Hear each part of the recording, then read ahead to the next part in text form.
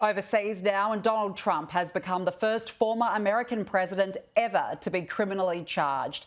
This week, he pleaded not guilty to 34 counts of falsifying business records. So what comes next for him and his defence team? Joining me now live is Dean of Global Futures at Curtin University, Professor Joe Siracusa. Good to see you. Thanks for joining us. How much trouble is Donald Trump in here? And realistically, what are his chances now for 2024? Danica, good to see you too. Look, he's in a world of trouble. These charges, which are very weak, bootstrapped misdemeanors to felonies. Essentially, he covered up paying his girlfriend with cooking the books at the company.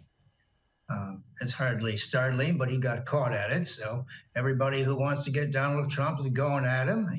He didn't know what to do. As you saw him in that courtroom, he looked like he was under sedatives. So he was going kind of crazy. And then a couple hours later at Mar-a-Lago, he told us exactly what he was thinking. He thought the judge was crooked. He thought the Manhattan DA was crooked. He did everything he wasn't supposed to do.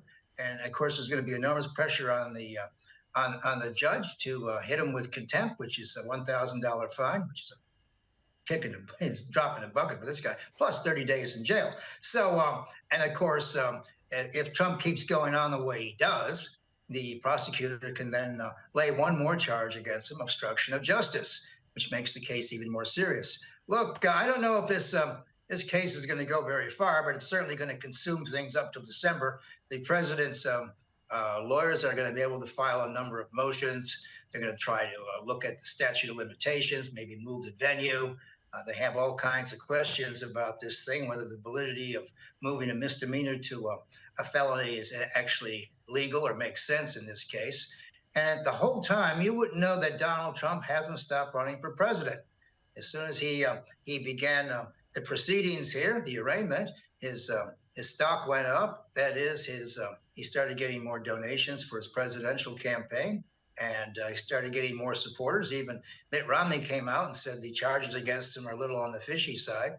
So I think he's pretty much wrapped up the Republican nomination. No one can touch him. And if I were running against him, I'd hold off till 2028 because right now it looks like he has the commanding heights.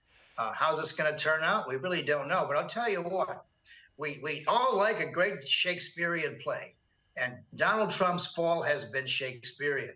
You know, when you saw the door slammed in his face as he went into the courtroom, remember no one held the door? This guy was the most powerful man on earth on the planet a couple of years ago, and no one's going to hold the door open for the former chief executive of the United States. I thought that was an extraordinary thing here. But this is a New York bun fight. You know, they're gonna fight out. President's in for more serious charges in other places. But look, this is, you know, also an extraordinary week. I mean, the Speaker of the House had tea in California with the president of Taiwan, despite the very bright red lines over Taiwan. So the Chinese will be dumping up and down there. And we also have the president of the United States, Biden, releasing a report, after action report, saying that the debacle at the Afghan airport was all Trump's fault because he prepared the ground badly, which is ridiculous. I mean, just more incompetence there. Yeah. I think the really big news here is well, what are we going to do about a couple things? You know, this package you had on Israel and Hamas is a big deal because it's going to lead to other things.